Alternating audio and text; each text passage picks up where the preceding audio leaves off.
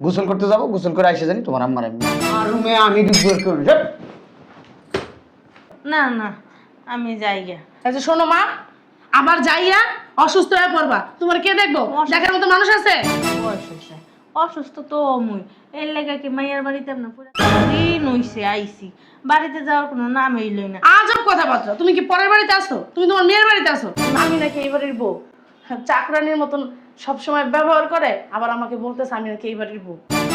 কানা খুলছি আমি। ও, তোমার বাপ মার জন্য আমি কুত্তার মতো খাটমু, আর আমার মার জন্য তুমি একটুখানি করতে পারবে না? আমার জন্য তুমি চাকরানি বিয়ে করে নিয়ে আইছো?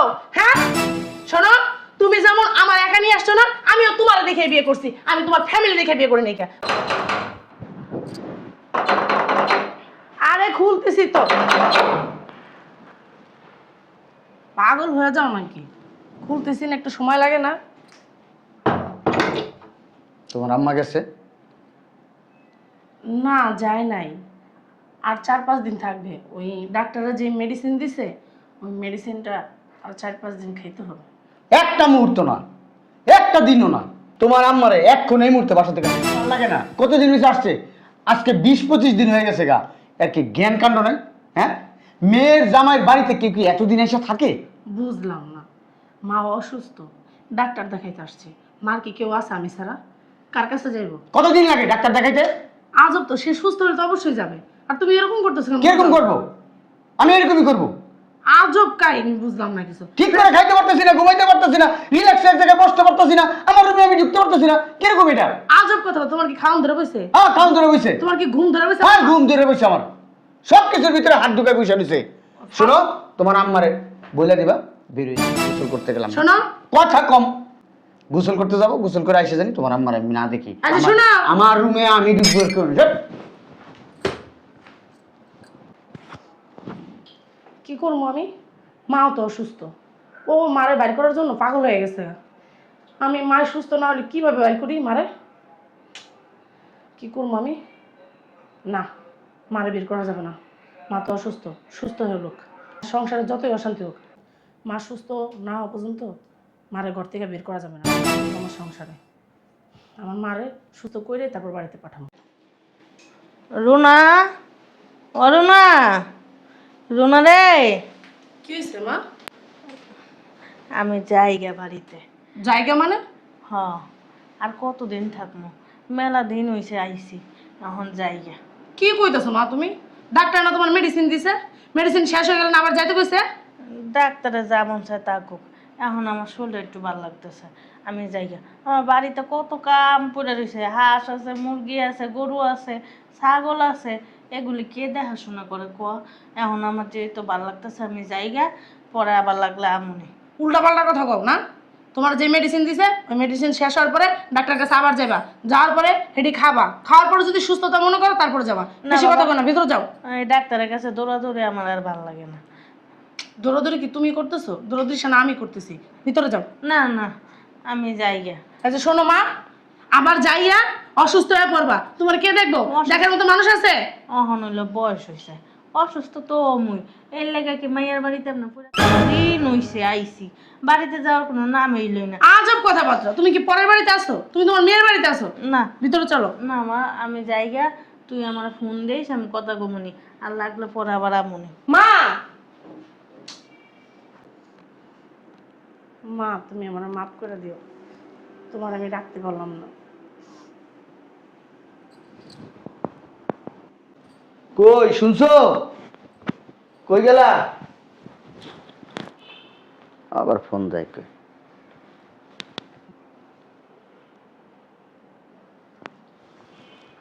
সালাম আলাইকুম আব্বা। আব্বা ভালো আছো? কি সমস্যা আব্বা? এমনি কথা কইতেছো কেন? অসুস্থ তুমি? কি হয়েছে? ডাক্তার দেওয়া নাই? 10-15 দিন ধরে ডাক্তার দেখেছো, ডাক্তার কোনো রোগ ধরতে পারতেছে না। হসপিটালে যাওয়ার আসো, এখন ঢাকায় আসবা? আচ্ছা তুমি কোনো টেনশন করো না, তুমি ঢাকায় আসো, ঢাকার সর্বোচ্চ ডাক্তার আমি দেখাবো, যদি এই ঢাকা শহরে ডাক্তার যদি তোমার রোগ ধরতে না পারে, বিদেশে নিয়ে যাবো, বিদেশে নিয়ে চিকিৎসা করবো। ওই জায়গায় না ধরতে পারলে আমেরিকা নিয়ে যাবো। আমি তোমার ছেলে, আমি টাকা ইনকাম করি কেন? তোমাদের জন্য। আমার বাপ মরে যাবো টাকার অভাবে, এটা কি হয়? তুমি আসো আব্বা, তোমার প্রিয় প্রিয় খাবারগুলা আমি তোমার বৌমারে বলবো, তোমার বৌমা রান্না করে দিব। তুমি না বোয়াল মাছ খেতে পছন্দ করো, তুমি যেদিন মনে করো আসবা সেদিন আমার বাসায় ঢুকে তুমি বোয়াল মাছ দিয়ে ভাত খাইবা। বিশাল বোয়াল মাছ কিনুম আব্বা। গলদা চিংড়ি খাইবা? ঠিক আছে আব্বা।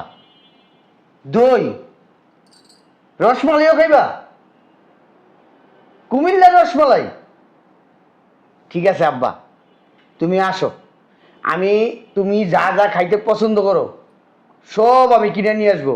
ওই যে তুমি আতা ফল খাইতে পছন্দ করো না, ঢাকা শহরে পাওয়া যায় না আব্বা, কিন্তু আমি চিরুনি অভিযান দিয়ে হইলো আতা ফল কিনে আনবো যেই জায়গায় আছে। আর তুমি যেই কদিন থাকবা আব্বা, মনে করো তোমার 10 দিন থাকো, 20 দিন থাকো, 30 দিন থাকো, 6 মাস থাকো, 1 বছর থাকো, প্রতিদিন আব্বা সকাল বিকাল করে 2টা ডাব খাইবা। আমি ডাব দেওয়া লাগলে আমার স্টোর রুম বইরালাম আব্বা, পাগলামি না আব্বা।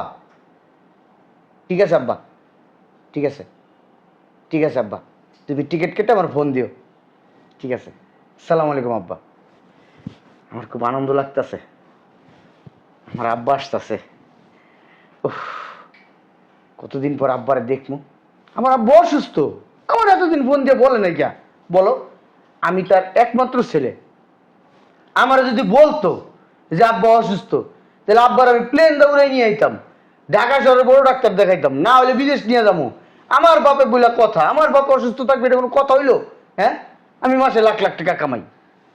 এক কাজ করো, আমি বাজারে যাইতেছি, বাজারে যাইয়া আমার বাপের সব প্রিয় প্রিয় খাবার নিয়ে আইতাছি, মাছ কিনে নিয়ে আইতাছি, থাকো তুমি। কি স্বার্থপর মানুষ, নিজের বাপে আসবে দেখা বাজারে গেছে গা দৌড়ে, বড় বোয়াল মাছ রান্না করে তার বাপেরে খাওয়ানো।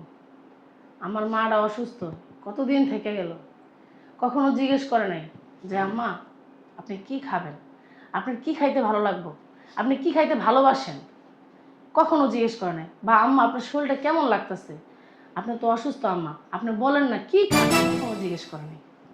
আর নিজের বাপেরে যেইটা যেটা পছন্দ করে সবাই না খাওয়াইব।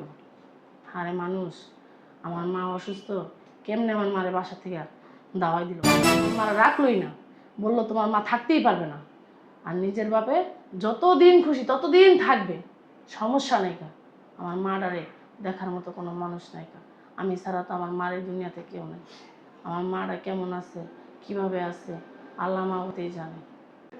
আসলে মেয়ে হয়ে জন্ম নিচ্ছি তো, মেয়ে মানুষের না কোনো মূল্য নাই, শ্বশুর বাড়িতেও মূল্য নাই, বাপের বাড়িতেও মূল্য নাই। বিয়ের পরে শ্বশুর বাড়ির লোক মনে করে কি ছেলের জন্য একটা দাসী বান্ধি নিয়ে আসছে জন্য। আসলে মেয়ে মানুষের কোনো জায়গায় মূল্য নেই কা। শ্বশুর বাড়ির লোক কি যে মনে করে, তারা যেভাবে বলে সেইভাবেই চলতে হয়, সবার মন জোগায় চলতে হয়। যে যখন অর্ডার করে, যেভাবে যেই কথা বলে সেইভাবে না করলেই খারাপ হয়ে যায় ছেলের বউ। আর স্বামীর কথা কী বা বলবো, আমি যে তার স্ত্রী সে কখনো মূল্যায়ন করে না, মনে করে চাকরানি বিয়ে করে নিয়ে আসছে, যখন যেভাবে চালায় তখন সেভাবে চলতে হয়। যদি বলে ওঠো উঠতে হয়, যদি বলে বসো বসতে হয়। আমি যে একটা মানুষ, কখনো মূল্যায়ন করে না, মর্যাদা। টিকিট কাটছো আজকে না? সকালে এসে নামবা, তুমি টেনশন করো না আব্বা। আমি যে গাড়ি নিয়ে যাবো গাবতুলি, তোমার গাবতুলির থেকে একবারে ডাইরেক্ট বাসায় নিয়ে আসবো। ঠিক আছে আব্বা, ঠিক আছে, সালাম আলাইকুম আব্বা। রুনা, হ্যাঁ রুনা, জি কোথায় থাকো বুঝি না তো কিছু, চান্দের দেশে থাকো যা। আরে আমি তো রান্না করতেছিলাম। মানুষ ডাক দেয়, এক ডাকের আগে মানুষ দূরে এসে পড়ে, আর তোমার 2-3টা ডাক দিতে হয়। কি হয়েছে কোন?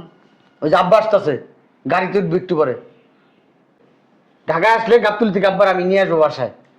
আব্বার জন্য যেসব বাজার করছি, ওই যে বড় গলদা চিংড়ি, তারপর বোয়াল মাছটা সুন্দর করে এগুলো বুনা বুনা করবা, বুনা বুনা করবা। আমার আব্বা আসবা, আমার আব্বার সামনে দিবা দই, তারপরে যে রসমালাই মিষ্টি আনছি এটি জানি খাবার শেষে আমার আব্বার সামনে থাকে।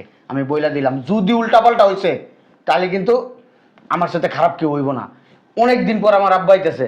আর এক কাজ করো, আমাদের রুমে তো এসি লাগানো, আমাদের রুমটা ছেড়ে দাও, ঠিক আছে? তুমি আর আমি যা ওই ওই পাশের রুমে ঘুমাবো, ঠিক আছে?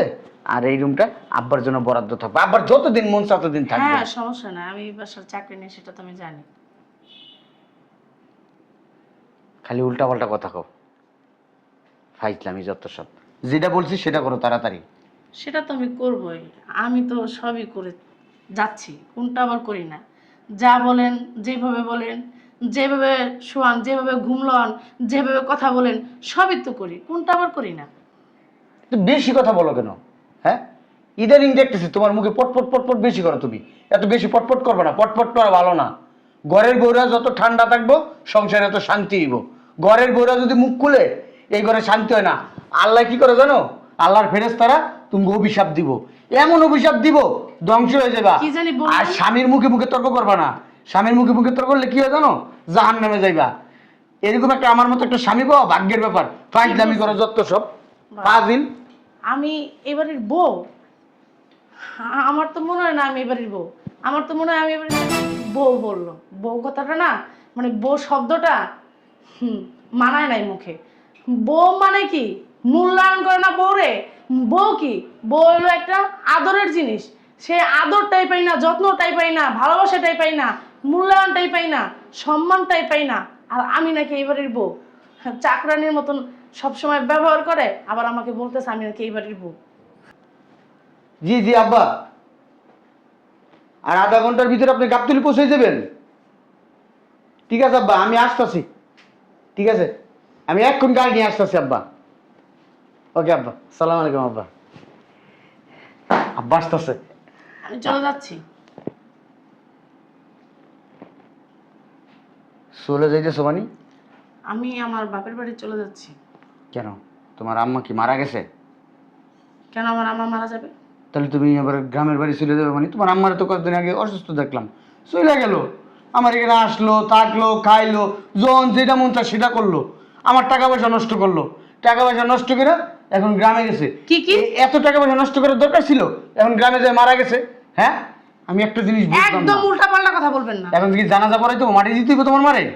আমার মা না মারা যায় না কেন? তাহলে তুমি গ্রামে যাবে কেন? আমার মা না অসুস্থ মানুষ, মারা কেন যাবে? আমার মার এই দুনিয়াতে আমি ছাড়া কেউ নাই, আবার আমার মা ছাড়া আমার এই দুনিয়াতে কেউ নাই। কা বুঝতে পারছেন? তো মনে নাই তাহলে তুমি চাইবে কি লিখে? তোমার কি জ্ঞান কাণ্ড নেই? আমার আব্বা আসবে, তুমি আমার আব্বা থাকবো, খাইবো, আমার আব্বার সেবা যত্ন দরকার। তুমি হুট করে তুমি সিদ্ধান্ত নিয়েছো। তুমি তুমি তো অমানুষ, একটা অমানুষের বাচ্চা। ভালো মানুষের বাচ্চা না, ভালো মানুষের বাচ্চা হলে তুমি জীবনও এই কাজটা করতে না। তুমি এসে বলতো না আমি আমার বাপের বাড়ি চলে যাবো। ফাজিল, বেয়াদব, শিক্ষা দীক্ষা নাই তো বাপ মার। বাপ মার যদি শিক্ষা দীক্ষা থাকতো। এই কথা কম বলো, একটা কথা বলবো না তুমি। তোমার বিবেক দেখে আমি অবাক হয়ে যেতেছি। আমার বাপ আসতেছে, তার মানে তোমার শ্বশুর, তোমার শ্বশুর এতদিন পরে আসতেছে, আর তুমি কি করতেছো? আমার আব্বার আসার কথা শুনে তুমি সুন্দর করে বাসা থেকে পলাই যেতেছো। আমি তোমার কাছ থেকে এটা আশা করি নাই। অন্তত আমি তোমার কাছ থেকে কি আশা করছেন? আমার আব্বা আসবে। এইগুলাই তো আশা করছেন যে আপনার আব্বা আসবো, আমি তার সেবা যত্ন করব, আমি তার রান্না বান্না করে ভালো মন্দ খাওয়াবো, যে সে যেটা পছন্দ করে সেটাই রান্না করে দেবে, যখন যা চাবে সেটাই দিব, অবশ্যই তারে গোসল করাই দিব, তার ওষুধ আগাই দিব, এটাই তো আশা করছেন না? অবশ্যই। ও, আপনি আমাকে কি চাকরানি বিয়ে করে নিয়ে তোমার চাকরানি বিয়ে করে আনছি, বলার কোনো প্রয়োজন হয় না। ও, আপনার বাবা অসুস্থ, আপনার বাবার জন্য খুব মায়া লাগতেছে। আপনার মায়া লাগতেছে না? মায়া লাগতেছে না? লাগবে না, আমার বাবা না আমার জন্ম দিছে না। এরকমই আমার মার জন্য না আমার খুব মায়া লাগতেছে। কেন? আমার মার না এই দুনিয়াতে আমি ছাড়া কেউ নাই। কা কেউ যে উনাকে দেখবে একদিন অসুস্থ হয়ে পড়ে থাকলে, এরকম কোনো লোক নাই। কা উনাকে একবেলা রান্না করে খাওয়াই দিবে এরকম লোক নাই উনার পাশে।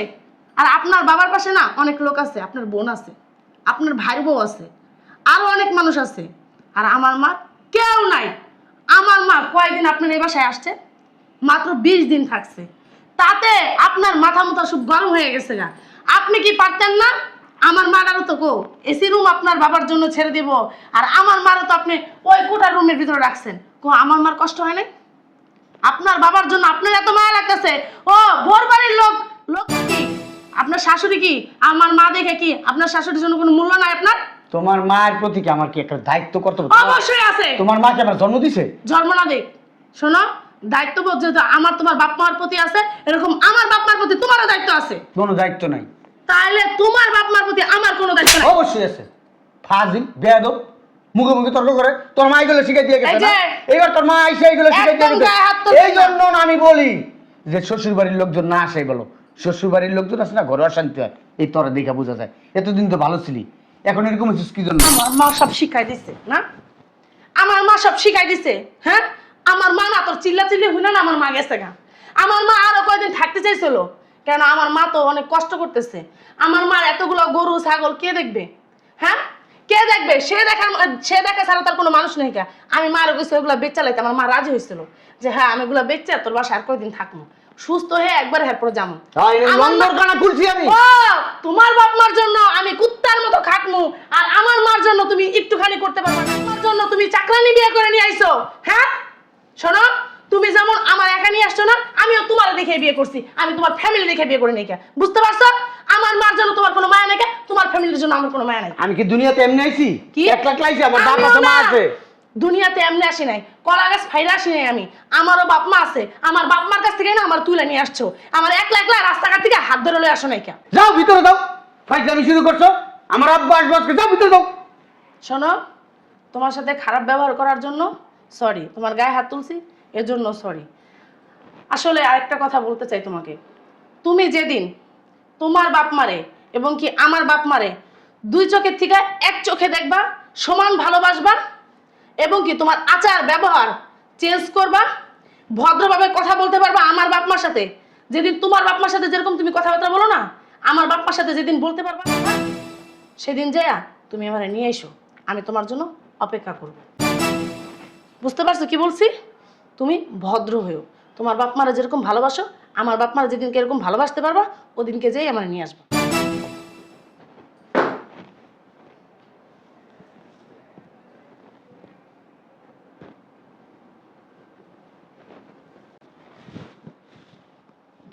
হ্যাঁ আব্বা, আসছো? ঠিক আছে, আমি আসতেছি আব্বা। দাঁড়াও তুমি এই জায়গায়।